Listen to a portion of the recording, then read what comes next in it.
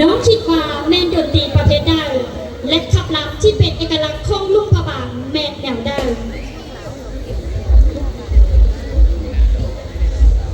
โดยข้อขอบใจสำหรับคำถามน้องข้อตอบเครื่องดนตรีที่เป็นเอกลักษณ์ของชาลาวแมนแคนลาวขับลำที่เป็นเอกลักษณ์ของลุงพะบาง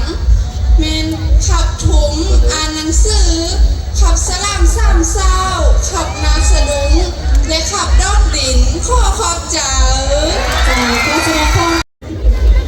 สำหรับคำถามช่องหนังสาว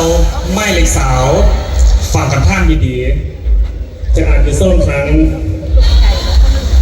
ในฐานะที่น้อง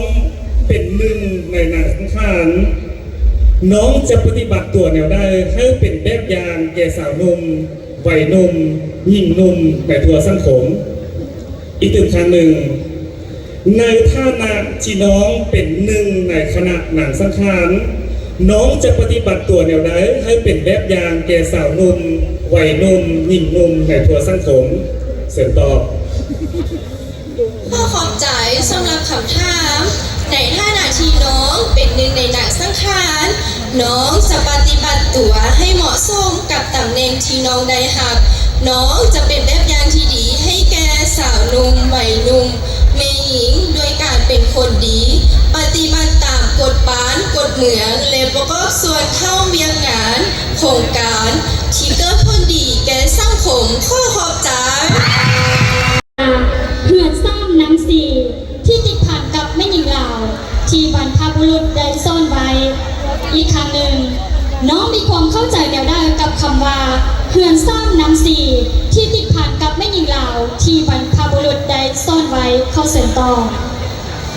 โดยข้อขับใจสำหรับคำถามน้องคิดว่าตามคำที่บรรพบุรุษที่กล่าวเอาไว้ว่าเหียนซากหมีเหียนพ่มสำหรับพ่มที่เกาพ่มในทุกๆเสาเหียนนอนแม่นเหียนนอนแม่น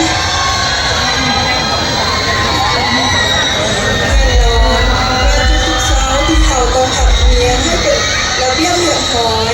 และเหียนครัวสำหรับแบ่งกินพื้นที่ส่วนรวมให้ครอบครัวข้อขอบใจแล้วข้อขอบใจสำหรับปัญหายาเสพติดเป็นภัยต่อชีวิตเป็นพิษต่อสังคมน้องจะมีวิธีแนวใดให้สาวหนุ่มวัยหนุ่มใช้เวลาว่างให้เกิดประโยชน์เพื่อหลีกเลี่ยงจากปัญหาดังกล่าวอีกทางหนึ่งดังที่รู้นำกันดีอยู่แล้วว่าปัญหายาเสพติดแม้เป็นภัยต่อชีวิตเป็นพิษต่อสังคมน้องจะมีวิธีแนวใดเพื่อปลุกระดมให้สาวหนุ่มวัยหนุ่มในการใช้เวลาว่างที่เกิดประโยชน์แก่เขาเจ้าเพื่อหลีกเลี่ยงปัญหาดังกล่าวเสริมต่อโดยข้อขอบใจสำหรับคำถามน้องคอตอบดังที่พวกเรารู้กันดีอยู่แล้วว่าปัญหายาเสพติดเป็นปัญหาที่ส่งผลกระทบโดยตรงต่อกับเด็กน้อยโบแมนแต่เพียงทางด้านทางกายหรือจิตใจเท่านั้นแต่มันยังส่งผลกระทบโดยตรงในการใช้ชีวิตในครอบครัวและสังคมน้องเองคิดว่าเรื่องนี้เราต้องใช้ไล่มุมมองด้วยกันโดยเริ่มจากตัวบุคคลเองโรงเรียนครอบครัวรวมไปถึงรัฐบาลอีกด้วยในทัศนคติของน้องแล้วน้องมีความเห็นดังนี้ก็คือสิ่งทำอิฐเราควรเริ่มจากสถาบันครอบครัว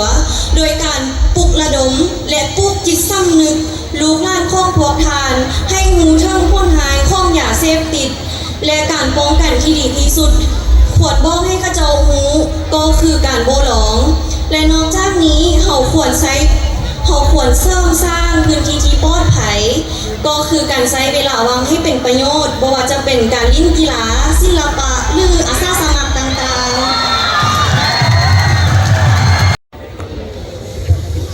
จ้าน้องสำหรับคำถามของสาวงามไม่เล็กสาวเอกมีอยู่ว่าถ้าน้องเบาเกี่ยวกับคำควันขององค์การจัดตั้งมหาชนแม่หญิงสาวนมและกรรมบาลแม่นแนวได้และสำหรับแม่หญิงปีย่างแดขอถามคำถามนี้ตึงครั้งหนึ่งถ้าน้อง กี่ยวกับคำควันข้อองค์การจัดตั้งมหาชนแม่หญิงสาวนุ่งและกรรมบาลแม่นแนวได้ และสำหรับแม่หญิงแม่นมีย่างแดขอเสริมต่อ โดยข้อเข้าใจสำหรับคำถามเหยียนคณะกรรมการเนาะข้อตอบเนื้อไหนข้อแข่งขันเข้าองค์การจัดตั้งมหาชนประกอบมีคือแม่หญิง3ดีสาวหนุ่ม4บุกและกรรมบาล5เป็นเจ้าแม่หญิง3ดีประกอบมีคือพลเมืองดีพัฒนาดีและสร้างครอบครัวดีข้อขอบเจ้า อันนี้ก็คือคำตอบของสาวงามหมายเลข 13ฟังคำถามดีๆคำถามถามว่าถ้าอยากให้ร่วมพระบางมีสิ่งแวดล้อมที่ดี น้องจะมีวิธีแนวใดในการปลุกระดมทัวร์สังคมในการรักษาสิ่งแวดล้อมส่วนคำถามเป็นครั้งหนึ่งถ้าอยากให้ร่วมพระบางมีสิ่งแวดล้อมที่ดี น้องจะมีวิธีแนวใดในการปลุกระดมทัวร์สังคมในการรักษาสิ่งแวดล้อมเสริมต่อ ข้อขอบใจสำหรับคำถาม การรักษาสิ่งแวดล้อมก่อนอื่นเมิดต้องรู้จักการรักษาความสะอาดบ่ทิ้งขี้ยาสาสายบ่จุดขี้ยารู้จักนำเอาสิ่งวัสดุที่เหลือใช้นำมาใช้คืนใหม่ และน้องข้อเสริญสวนให้ทุกคนหันมาปลูกต้นไม้คนละต้นเพื่อรักษาสิ่งแวดล้อมให้ดีขึ้น ข้อขอบใจ จ่ายน้องกระทบใจก็ถือว่าเป็นคำตอบของสาวงามหมายเลข13นางสาวนำคำถามที่นางสาวผู้เข้าประกวดหมายเลข22ได้ก็มีอยู่ว่าน้องคิดว่าย้อนเงินไขอันใดที่หลวงพระบางจึงถือขับห้องเป็นเมืองมรดกโลกและมาฮอดปัจจุบันนี้แมนครบฮอดจากปีเขาถวนคำถามที่ตึงครั้งหนึ่งน้องคิดว่าย้อนเงินไขอันใดหลวงพระบางจึงถือขับห้องเป็นเมืองมรดกโลกและมาฮอดปัจจุบันนี้แมนครบฮอดจากปีข้อเสนต่อ โดยข้อเข้าใจสำหรับคำถามลูกพระบางในชื่อขับหอกเป็นเมืองมรดกโลกโดยมีอยู่สร้างเงินไทยคือด้านสถาปัตยกรรม ด้านวัฒนธรรม ด้านธรรมศาสตร์มาฮอดปี2025นี้แมนครบรอบ30 ปีแล้วข้อขอบใจ